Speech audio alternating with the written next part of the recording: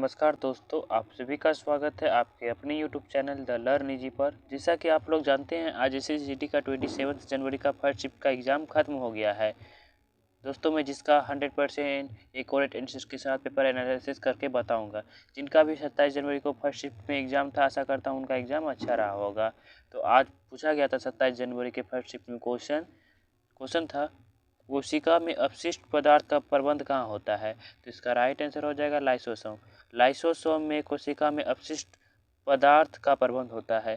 Lysosome से एक और प्रश्न आपके एग्जाम में पूछा जाएगा कि आत्महत्या की थैली किसे मैं यहाँ लिख देता हूँ, आत्महत्या की थैली किसे कहा जाता है, तो वो लाइसोसोम को कहा जाता है। ये पॉइंट को ध्यान में रखना है, किसी भी शिफ्ट में पूछा जा सकता है। अगला प्रश्न आपका पूछा गया है, मनुष्य के शरीर का सामान्य तापमान कितना होता है। मैंने परसों ही साइंस की क्लास में मैं बताया था, ये क्वेश्चन मोस्ट इम्पोर्टेंट है, आप इसे स्टार मार्क कर लीजिए, ये क्वेश्चन पूछा जाएगा, पूछ लिया गया है। तो मनुष्य के शरीर का सामान्य तापमान फ़ारेनहाइट में होता है 98.6 डिग्री फ़ारेनहाइट, सेल्सियस में होता है 37 डिग्री सेल्सियस, केल्विन में होता है 310 केल्विन।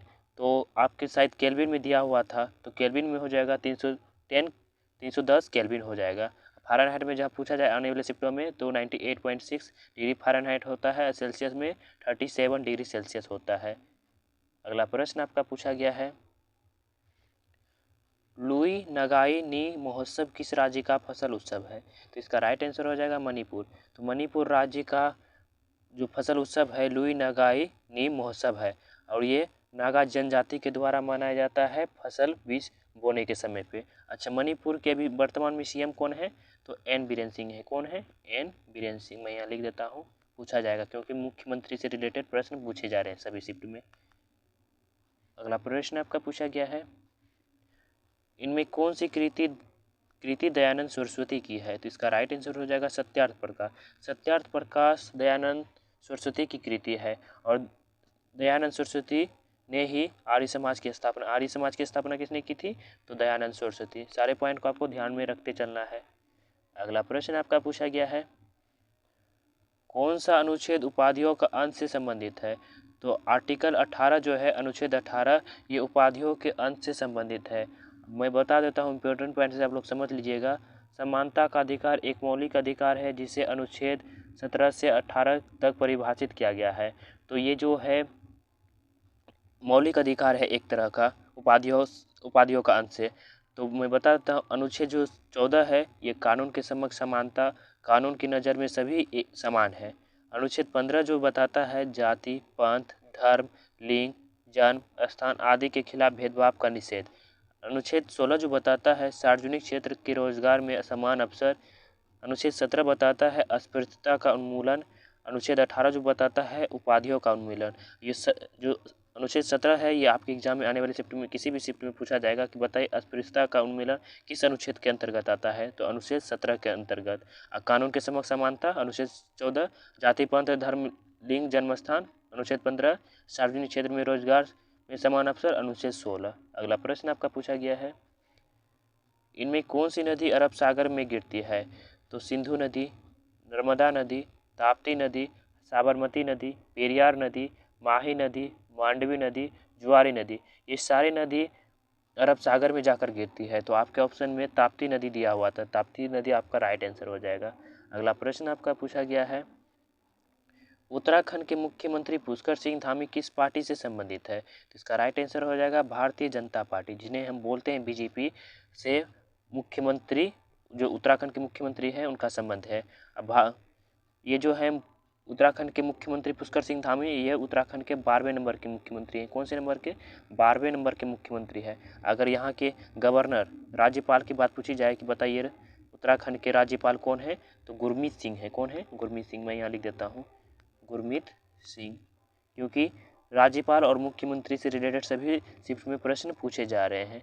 अगला प्रश्न आपका पूछा गया है, भारत के नियंत्रक और महालेखा परीक्षक की नियुक्ति, शपथ और सेवा की शर्तों से संबंधित अनुच्छेद कौन सा है।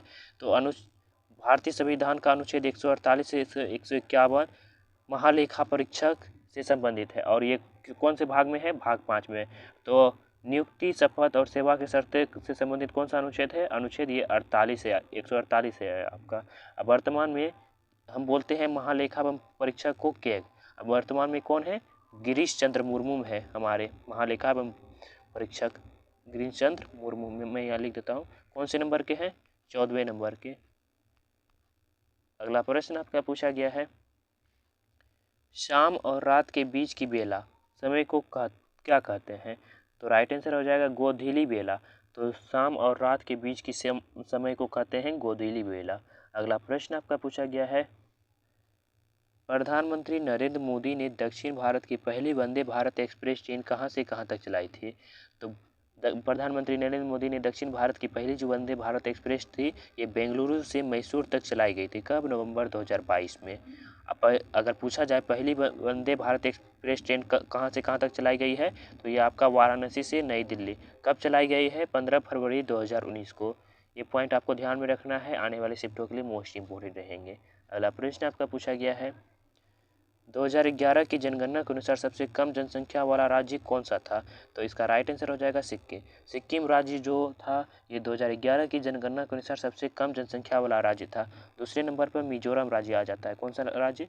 मिजोरम राज्य आ जाता है। अच्छा, सबसे अधिक पूछा जाए कि सबसे अधिक बताइए किस राज्य का है, तो यह आपका उत्तर प्रदेश राज्य का है। कौन सा राज्य का? उत्तर प्रदेश राज्य का। उत्तर प्रदेश राज्य का। सेकेंड नंबर पे कौन सा राज्य आता है? महाराष्ट्र राज्य। थर्ड नंबर पे बिहार। फोर्थ नंबर पे वेस्ट बंगाल। अगला प्रश्न आपका पूछा गया है, 7वीं पंचवर्षीय योजना का कार्यकाल जो था 1985 से 90 तक था, में मुख्य रूप से जोर दिया गया था।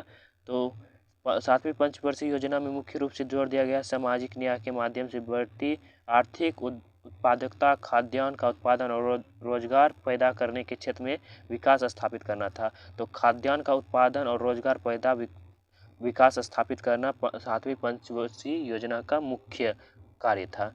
अगला प्रश्न आपका पूछा गया है, 2022 के राष्ट्रमंडल खेल में कितने खेलों को शामिल किया गया? ये एग्जैक्ट तो मुझे नहीं पता है कि क्वेश्चन किस टाइप से पूछा गया है, लेकिन मैं इससे रिलेटेड प्रश्न करवा देता हूं। तो जो भी आपके ऑप्शन में थे उन्हें आपको टिक करना था। अगर पूछा जाए कितने खेलों को शामिल किया गया था, तो 20 खेलों को। आप पहले ये बताइए कि राष्ट्रमंडल खेल से पूछा गया है या राष्ट्रीय खेल से? राष्ट्रमंडल खेल से पूछा गया है तो 20 खेलों को, और राष्ट्रीय खेल से पूछा जाएगा तो वो 36 खेलों को शामिल किया गया है। तो मैं आपसे रिलेटेड ये प्रश्न आप करवा देता हूँ। राष्ट्रमंडल खेल 2022 का जो खेला गया, कहाँ पे खेला गया था? बर्मिंघम इंग्लैंड में। कहाँ पे? बर्मिंघम इंग्लैंड में खेला गया था। कौन सा एडिशन था? तो 22वां संस्करण था। कौन सा? 22वां संस्करण था। सबसे सबसे ज़्यादा पदक किस देश ने जीता था? तो ऑस्ट्रेलिया देश ने। कितने पदक? 178 पदक जीता था। ऑस्ट्रेलिया ने कुल 178 पदक, मैं यहाँ लिख देता हूँ 178 पदक। भारत राष्ट्रमंडल खेल में कौन से स्थान पे था? तो चौथे स्थान पे था। कौन से स्थान पे? चौथे स्थान पे। भारत ने कुल 61 पदक जीते थे। कितने पदक? 61 पदक जीते थे। या मैं लिख देता हूँ चौथे स्थान पे था। 21वां संस्करण जो खेला गया था, ये तो 22वां संस्करण था। 21वां संस्करण खेला गया था गोल्ड कोस्ट ऑस्ट्रेलिया में। 23वां जो आने वाला संस्करण है 2024 में जो खेला जाएगा, ये 4 साल के अंतराल पर खेला जाता है। तो 23वां जो संस्करण खेला जाएगा ये खेला जाएगा विक्टोरिया ऑस्ट्रेलिया में। अगला प्रश्न आपका पूछा गया है, हड़प्पा के निचले भाग को क्या कहते हैं? तो इसका राइट आंसर हो जाएगा नगर। तो हड़प्पा के निचले भाग को नगर कहते हैं और ऊपर वाले भाग को दुर्ग कहा जाता है। अगला प्रश्न आपका पूछा गया है, 2022 के राष्ट्रीय खेल में कुल कितने खेल शामिल किए गए? इसका राइट आंसर हो जाएगा 36 खेल। तो 2022 के राष्ट्रीय खेल में कुल 36 खेल को शामिल किया गया और राष्ट्रमंडल खेल में 20 खेलों को शामिल किया गया है। और ये कहाँ पे खेला गया था? तो गुजरात में। कहाँ पे? गुजरात में। गुजरात के 6 शहरों में खेला गया था। सबसे अधिक पदक किसने जीता था? तो सर्वश्रेष्ठ की टीम ने। कौन सा एडिशन था? तो 36वां था। यहाँ उससे एक रिलेटेड और प्रश्न पूछा जाएगा कि इनका शुभंकर क्या था? तो सावज। क्या था? सावज जो था इनका शुभंकर था। अगला प्रश्न आपका पूछा गया है, 10वीं पंचवर्षीय योजना में विकास का लक्ष्य कितना रखा गया था? तो इसका राइट आंसर हो जाएगा 8.1%। तो 8.1% 10वीं पंचवर्षीय योजना में विकास लक्ष्य रखा गया था। उसमें से कितनी फीसदी हासिल हुई थी? तो 7.7%। अगला प्रश्न आपका पूछा गया है, ये हिंदी के प्रश्न मिले हैं, मैं हिंदी के प्रश्न को भी आपको करवा देता हूँ। जैसे प्रश्न पूछा गया था, सुंदर का पर्यायवाची क्या होगा? तो कलित, ललाम, मंजुल, रुचिर, चारु, रम्य, मनोहर, सुहावना, रमणीक, कमनीय, उत्कृष्ट, उत्तम, ये सभी होते हैं सुंदर के पर्यायवाची शब्द। तो जो भी आपके ऑप्शन में थे उन्हें आपको टिक करना था। अगला प्रश्न आपका पूछा गया है, अनुराग का विलोम शब्द क्या होगा? तो राइट आंसर हो जाएगा विराग। विराग जो है अनुराग का विलोम शब्द होता है। तो ये थे आज के 27 जनवरी के फर्स्ट शिफ्ट के क्वेश्चन। अगर कोई क्वेश्चन रह गए हैं तो आप कमेंट करके बता सकते हैं, मैं उनका आंसर आपको बता दूंगा। होपफुली आप लोगों को वीडियो का कंटेंट और क्वालिटी बहुत पसंद आई है। अगर पसंद आए तो वीडियो को लाइक करें, चैनल को सब्सक्राइब करें, वीडियो को अपने दोस्तों में जरूर शेयर करें। कुछ ही देर में मैं सेकंड शिफ्ट के क्वेश्चन का पेपर एनालिसिस करके बता दूंगा। मिलते हैं अगले वीडियो में। Thank you so much and wish you all the best.